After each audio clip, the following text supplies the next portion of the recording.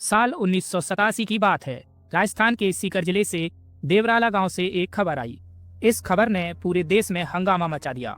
दरअसल हम बात कर रहे हैं रूप कमर केस की, जो हमारे देश में सती होने का आखिरी रिपोर्टेड मामला था। रूप कमर की शादी जनवरी 1987 में माल सिंह नामक शख्स से हुई थी। शादी के करीब 8 महीने बाद ही माल सिंह की मौत हो गई। अपने पति के अंतिम संस्कार के दिन रूप कमर दुल्हन की तरह सज के सती होने के लिए तैयार थी। रूप के सती होने की खबर गांव में जंगल की आग की तरह फैलने लगी और देखते ही देखते हजारों लोगों की भीड़ वहां जमा हो गई। हजारों की भीड़ के बीच मात्र 18 साल की एक लड़की अपने पति की डेड बॉडी के साथ चला दी गई। वहां पर मौजूद लोगों में से किसी ने भी इसे रोकने की कोशिश नहीं की। कुछ मीडिया रिपोर्ट्स के मुताबिक गांव वालों का कहना था कि सती होना रूप का निजी फैसला था, पर आज हादसे के 36 साल बाद इस बात की पुष्टि करना लगभग नामुमकिन है। ऐसा इसलिए क्योंकि बात सती होने तक ही खत्म नहीं हुई।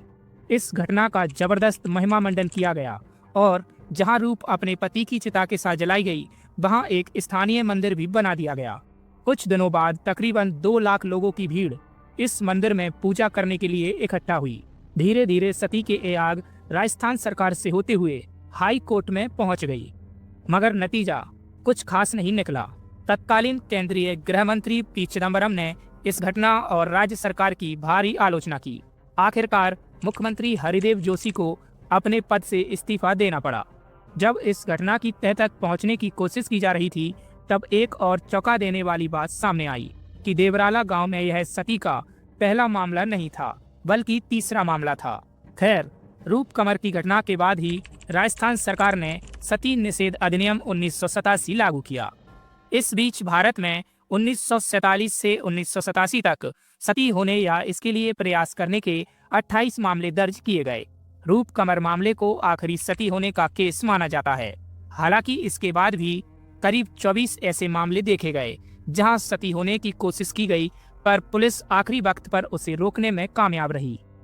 कामयाबी के बावजूद हैरानी की बात यह है कि आज 21वीं सदी में भी कहीं ना कहीं इसके निशान देखने को मिल रहे हैं। हालिया मामला मई 2023 में गुजरात की संगीता का है। संगीता ने साबरमती नदी में कूदकर आत्महत्या कर ली और अपने सुसाइड नोट में कारणों का खुलासा किया। सुसाइड नोट में लिखा था कि उसके ससुराल वाले सती होने के लिए उस पर लगातार दबाव डाल रहे थे।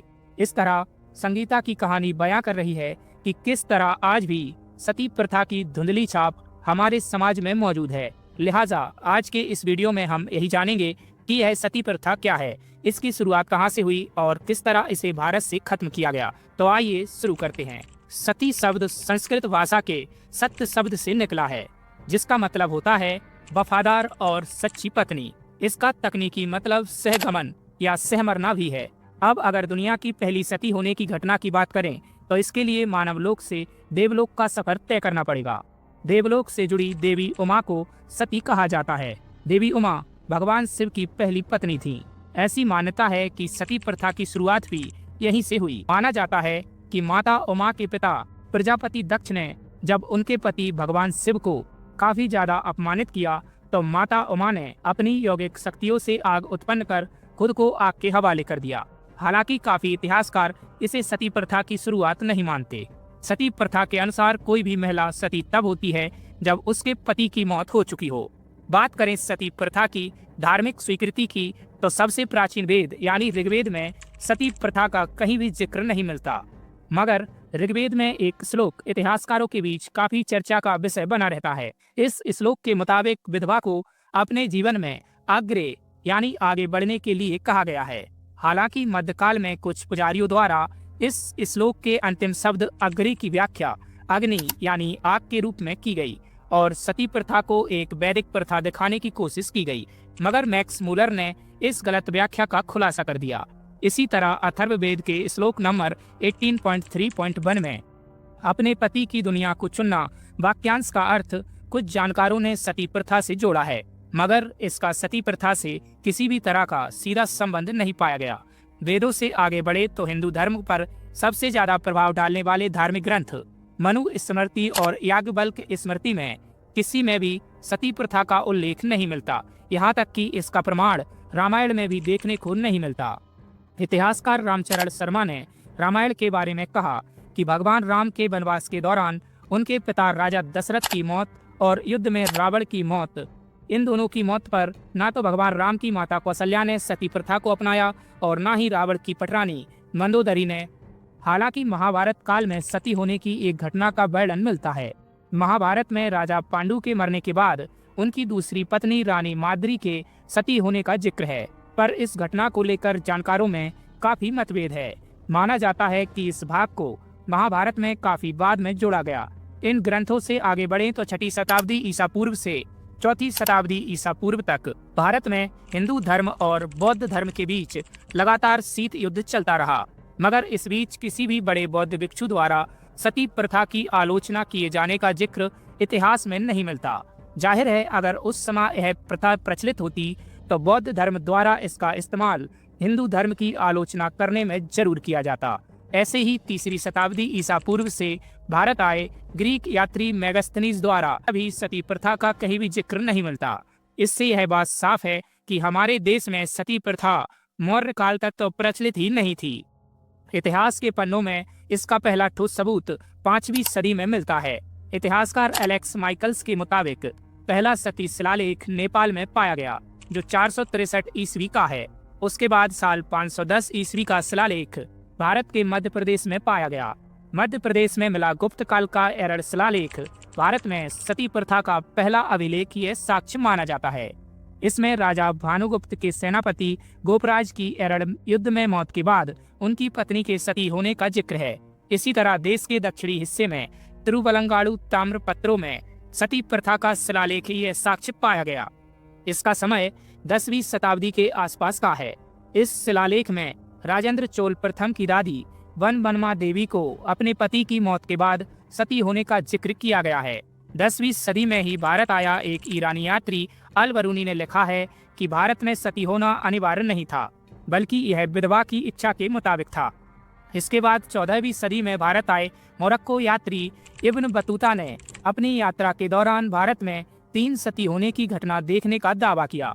सती प्रथा को अगर टाइमलाइन की मदद से समझें तो सती होने के ज्यादातर मामले हमारे देश में इस्लामिक हमले के दौरान देखे गए। देश के जाने माने इतिहासकार रोशन दलाल का कहना है कि भारत में सती प्रथा 5वीं सदी से 10वीं सदी के बीच धीरे धीरे विकसित होती गई। शुरुआत में यह प्रथा केवल उच्च वर्गों खासकर राजपूतों तक सीमित थी।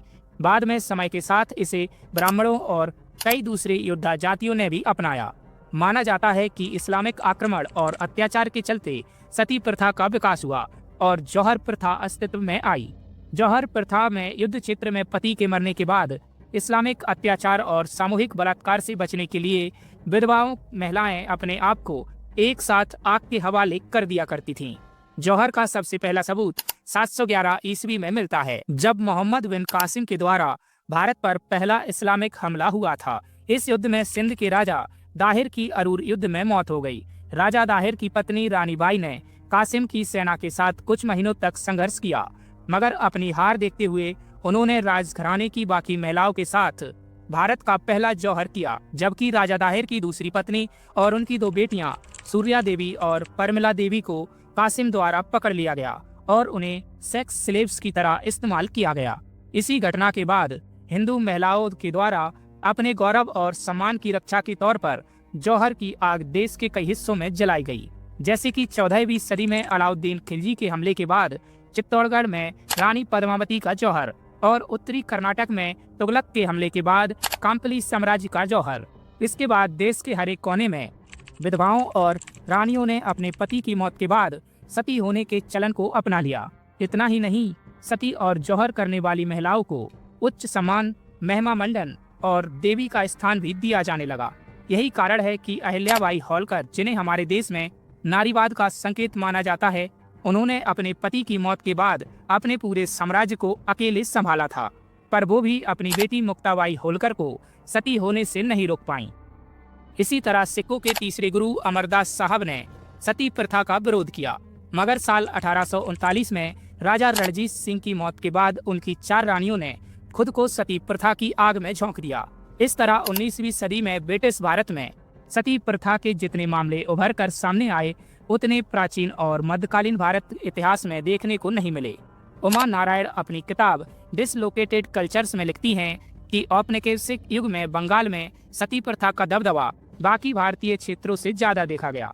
इसके लिए 3 कारण जिम्मेदार रहे। पहला, बंगाल के लोगों का यह मानना कि सती प्रथा वेदों के अनुरूप सही है। दूसरा, हिंदू विधवाओं की संपत्ति को हथियाने के लिए उन्हें जबरदस्ती सती करना। और तीसरा, 18वीं सदी के बंगाल अकाल के बाद गरीबी और भुखमरी से बचने के लिए कई विधवाओं द्वारा सती प्रथा को बढ़ावा दिया जाना। सती के बढ़ते मामलों को देखते हुए ब्रिटिश राज ने 1815 से 1824 तक एक सर्वे कराया। इसमें 10 साल में पूरे देश में सती होने की घटनाओं का रिकॉर्ड बनाया गया। रिकॉर्ड में सामने आया कि 10 सालों में तकरीबन 6000 से ज्यादा महिलाएं सती की इस आग में झुलसा दी गईं। हालांकि कुछ लोगों का यह भी मानना था कि अंग्रेजों द्वारा सती मामलों की संख्या को बढ़ा चढ़ाकर पेश किया जा रहा है। इसका मकसद भारत के लोगों को हिंदू धर्म से कैथोलिक धर्म में बदलना है। दरअसल इस सोच की वजह यह थी कि सर्वे को करने से लेकर रिपोर्ट तैयार करने तक का काम किसी ब्रिटिश अधिकारी को न देकर एक ईसाई मिशनरी संगठन को दिया गया था। तकरीबन इसी समय एवेंजेलिकल मूवमेंट की शुरुआत हमारे देश में बंगाल के इलाके से ही हुई थी। इस आंदोलन का मकसद भारतवासियों को वेदों से बाइबल की ओर ले जाना यानी कैथोलिक धर्म में परिवर्तित करना था। बहरहाल यह तो बात हुई सती प्रथा की शुरुआत से लेकर इसके पूरे देश में फैलने तक की। अब जानते हैं भारत के उन रियासतों और हस्तियों के बारे में जिनके द्वारा सती जैसी कुप्रथा को समाज से मिटाने के लिए संघर्ष किया गया। ब्रिटिश राज के सर्वे के मुताबिक 19वीं सदी में सती प्रथा अपने चरम पर थी, मगर हैरानी की बात तो यह है कि इसे खत्म करने की कोशिश मध्यकाल के तुगलक साम्राज्य में शुरू हो गई थी। तब सती के मामले देश में काफी कम थे। मोहम्मद बिन तुगलक पहला मुस्लिम शासक बना जिसने भारत में सती प्रथा पर बैन लगाया और सती होने के लिए विधवा को लाइसेंस लेना अनिवार्य कर दिया।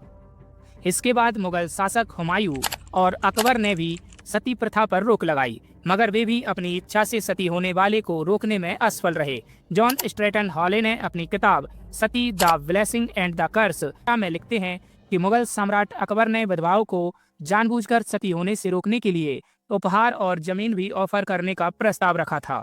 मुगल बादशाह जहांगीर और औरंगजेब ने भी सती को बैन किया, पर उसे सख्ती से लागू करने में नाकामयाब रहे। इसके अलावा महाराजा शिवाजी राजे भी सती प्रथा के बड़े विरोधी माने जाते थे। इन्होंने अपने पिता की मौत के बाद अपनी माता जीजाबाई को सती होने से रोका था।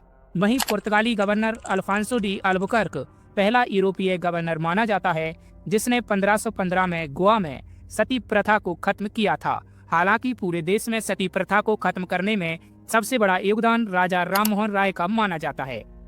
दरअसल बात 1811 की है, जब राजा राममोहन राय के बड़े भाई जगमोहन राय की मौत हो गई और उनकी पत्नी को सती बनाकर जबरन पति के साथ आग के हवाले कर दिया गया। इस घटना ने राजा राममोहन के दिल और दिमाग पर गहरी चोट की। इसके बाद उन्होंने ठान लिया कि इस बुरी प्रथा को हमारे देश से मिटाना बेहद जरूरी है। उन्होंने समस्त हिंदू ग्रंथों को पढ़ना शुरू किया और पाया कि किसी भी हिंदू ग्रंथ में सती प्रथा का कहीं कोई जिक्र नहीं था। इसके बाद उन्होंने कैथोलिक मिशनरियों के साथ मिलकर भारत में लोगों को सती प्रथा के खिलाफ जागरूक करना शुरू किया। राजा राममोहन राय और उनके साथी मिशनरियों ने गवर्नर विलियम बेंटिक से सती प्रथा खत्म करने की गुहार लगाई और आखिरकार 1829 में सती प्रथा उन्मूलन अधिनियम पूरे देश में लागू हुआ। इसके बाद सती प्रथा को हमारे देश में अवैध घोषित कर दिया गया। कुल मिलाकर कहें तो सती प्रथा हमारे वेदों और धार्मिक ग्रंथों में तो कहीं नहीं मिलती। अगर यह मिलती है तो केवल कुछ लोगों की तकियानुसी सोच में। दरअसल कुछ लोगों का मानना है कि एक स्त्री का आधार और अंत उसके पति के साथ ही है। आज हमारे समाज से यह कुप्रथा साफ हो गई है, पर आज भी हमारे समाज में दहेज प्रथा, पर्दा प्रथा और बाल विवाह जैसी कई कुप्रथाएं अस्तित्व में हैं। इनका आधार भी सिर्फ हमारी छोटी सोच है, ना कि ग्रंथ। इस संबंध में आपके क्या विचार हैं? आप हमें कमेंट सेक्शन में जरूर बताइएगा। आज बस इतना ही। अगले सेशन में किसी और महत्वपूर्ण टॉपिक के साथ हाजिर होंगे, लेकिन इससे पहले आप हमें कमेंट सेक्शन में इस वीडियो के बारे में अपना फीडबैक जरूर दें। आपके रिस्पॉन्स का हमें इंतजार रहेगा। जाते जाते यूपीएससी मुख्य परीक्षा के लिहाज से इस टॉपिक की महत्ता को देखते हुए आपके लिए एक प्रश्न भी छोड़ रहे हैं। इसका जवाब भी आप कमेंट सेक्शन में दे सकते हैं। प्रश्न है, सती प्रथा पर प्रतिबंध को औपनिवेशिक भारत में एक प्रमुख सामाजिक बुराई के विनाश के रूप में देखा जाता है। टिप्पणी करें। तो दोस्तों, क्लास आपको कैसी लगी हमें कमेंट करके जरूर बताना। अच्छी लगी हो तो क्लास को लाइक करना और दोस्तों के साथ शेयर भी जरूर करना और हमारे चैनल को सब्सक्राइब करके हमारे साथ जरूर जुड़ जाना। धन्यवाद।